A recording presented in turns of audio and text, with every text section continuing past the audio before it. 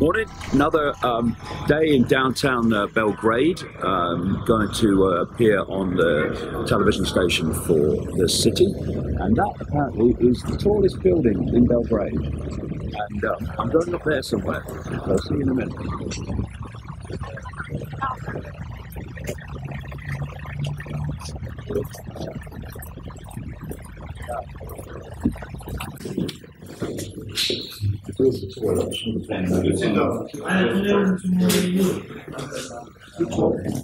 To have a word with you. Welcome to Belgrade. Thank you. Odapetili se vi. Thank you.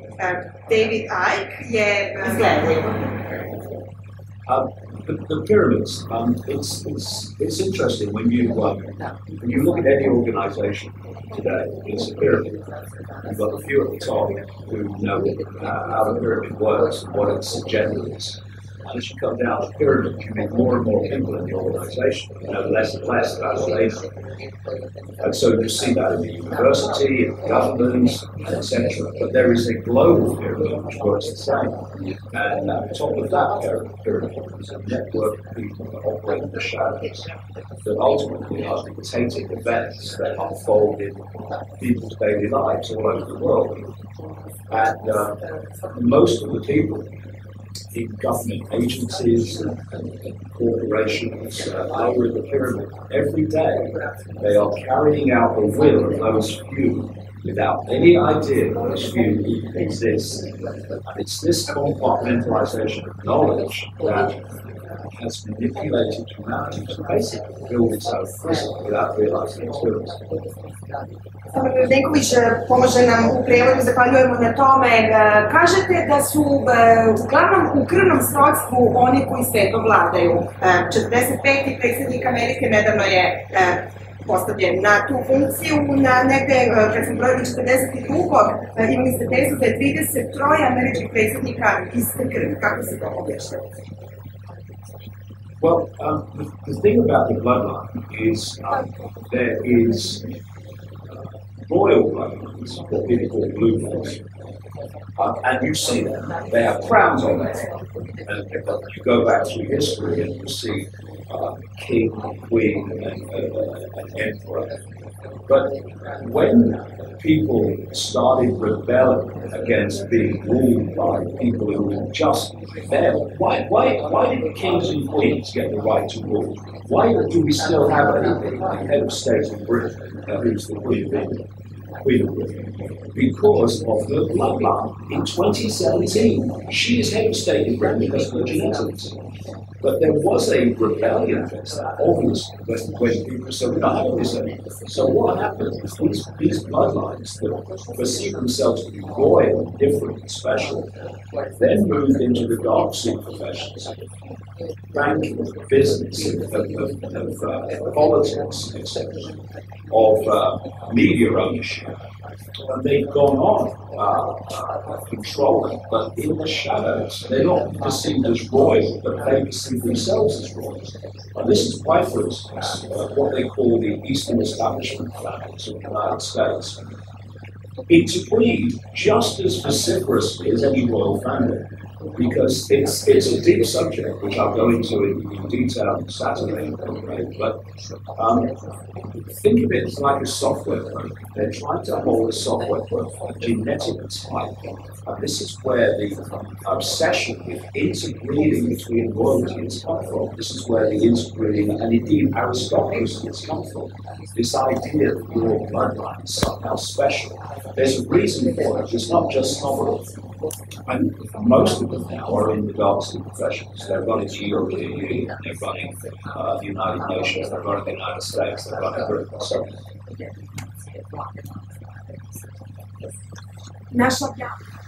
well, the interesting thing is the narrow band of information that people receive literally from grade to grade. I mean, obviously, this show is an exception, but in the great volume of the global mainstream media, there is a narrow band of information and subjects that are covered. And people, therefore, don't realise the vastness of the evidence from endless different sources, both ancient and modern, that actually we're not alone in this world. When you have a situation where ancient cultures all over the world, I'm talking about, are describing certain non-human entities manipulating human society, and then you, because I've been to well over 50 countries researching this, when you talk to people in the modern world who've experienced interaction with these different entities, and they describe them in exactly the same terms as the ancient. And then you meet insiders from the intelligence, military, government community in America who want to get out what's going on, they tell you, and they're describing the same thing.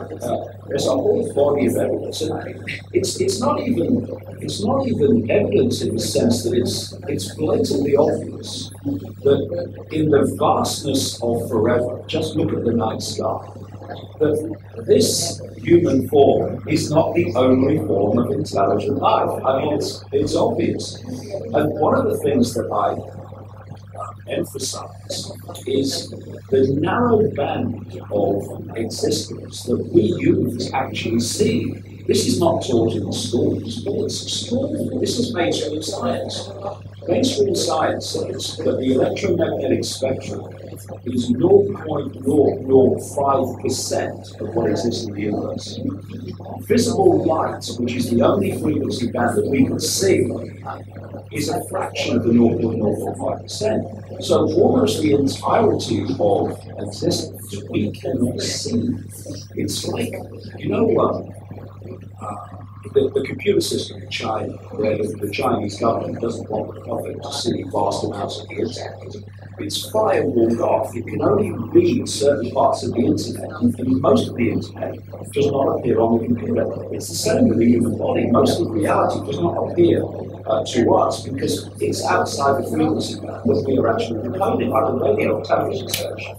And thus, when you look at that, and you look at the incredible diversity of form in this narrow band, I mean, look at the animal world, the insect world, the bird world, what diversity of form and life exists in almost the entirety of forever that we can't see. And once you come from this angle, suddenly this world being interacted with by entities that aren't human becomes a lot more credible if you think this is all there is.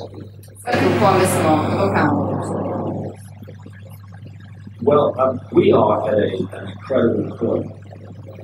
What has happened is that over a long period of time,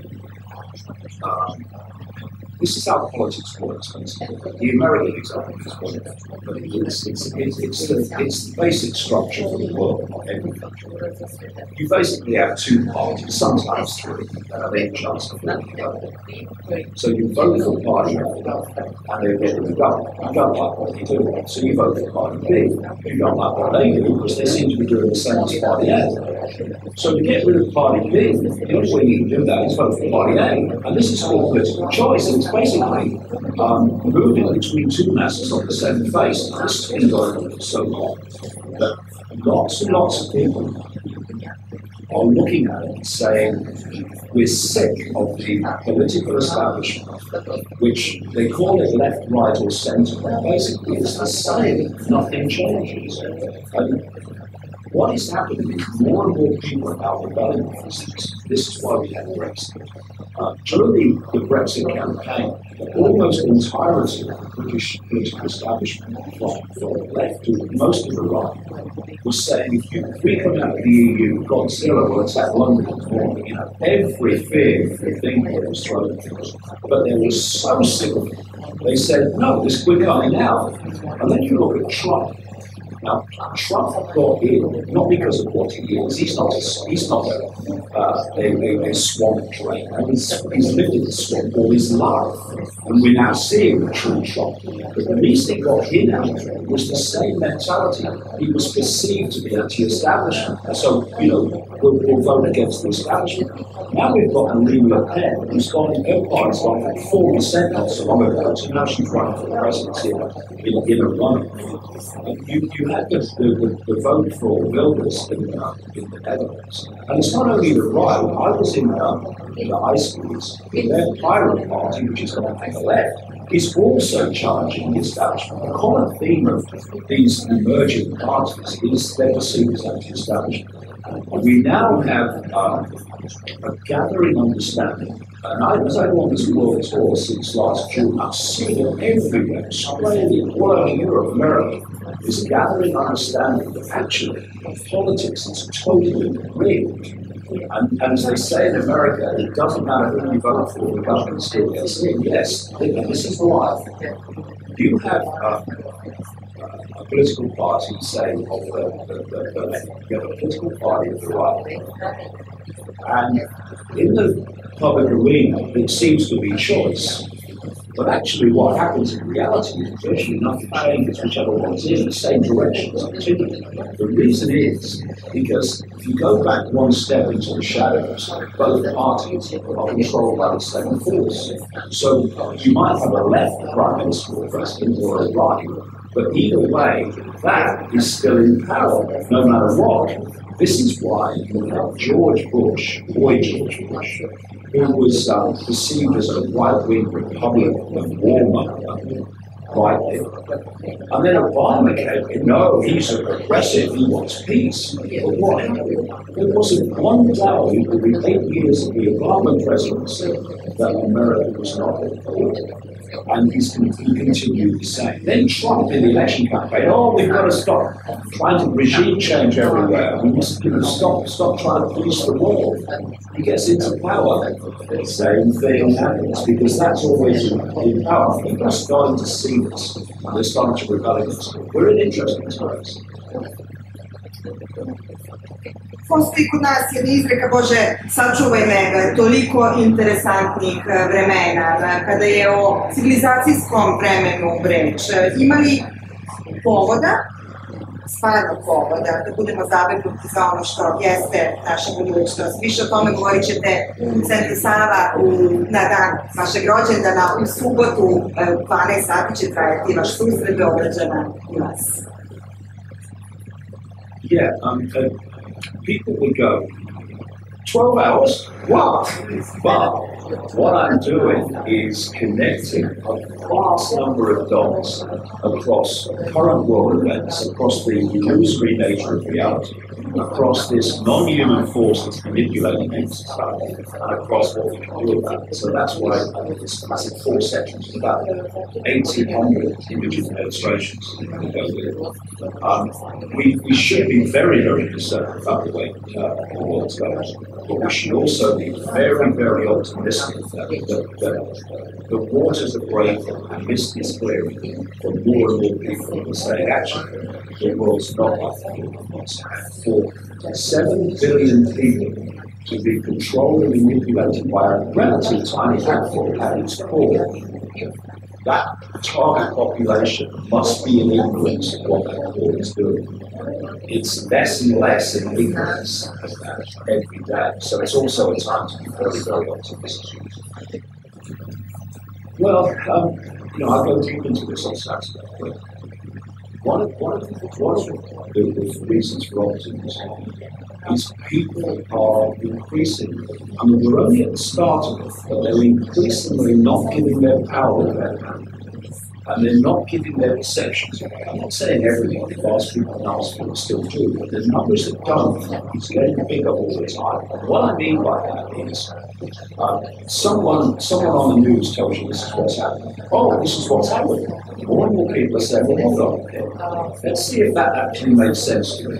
A politician makes a speak, oh, this is what's going to happen. Well, let's see if what he's saying makes sense, or she's saying what makes sense.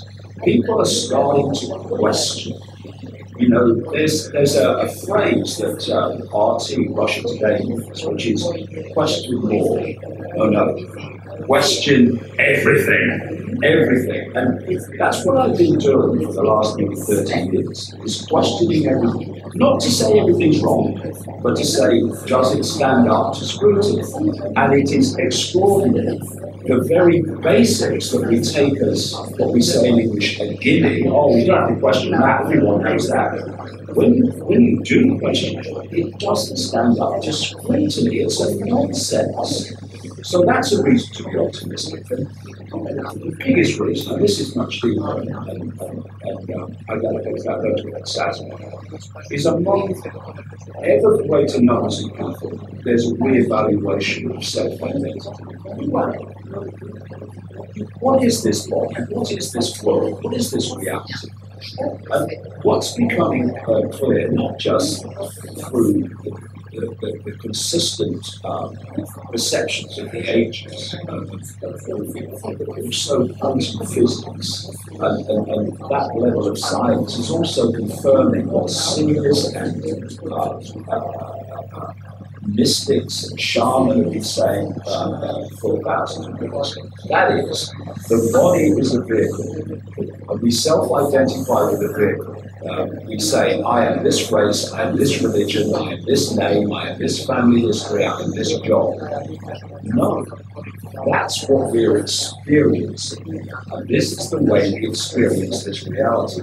What we are is a state of awareness, a state of being aware. No form, just a state of awareness. So this I, in more and more people, there's a re-self-identity. From I am little me, I am my race, my background, my religion, my culture, etc., to I am awareness of having that experience. And when you move to that level of self-identity, all this little me, I have no power, just dissolves. Because we are conscious that we can create anything we want, and I explain on Saturday how we do that, how we do it all the time. So this re-evaluation of little me to infinite me is transforming people's perception of themselves and thus their power to dictate and control their own lives. And that's the real revolution. It's not a revolution of fighting, it's not a revolution of violence. It's a revolution of perception of the world, perception of self, the real self, as opposed to what I call in my last book, a phantom self, the self we think is us, but it's just a series of experiences with labels. Mnogo vam hvala na tome što vam širite percepciju, ne samo nas u Srbiji pred nama, pred kojima ćete govoriti u subotu, već što to činite sa svetom kao takvim. Sigurno sam da to možete da pomoći. Hvala veliko, Nismana. Thank you very much for Serbia is a coming here. beautiful place, and I'm so impressed with Serbia. I'm here for the first time, so it won't be the last time. Thank you very much. Hope so. Welcome indeed. Ovo je bio David Icke, najpoznatiji govornik u ovom trenutku.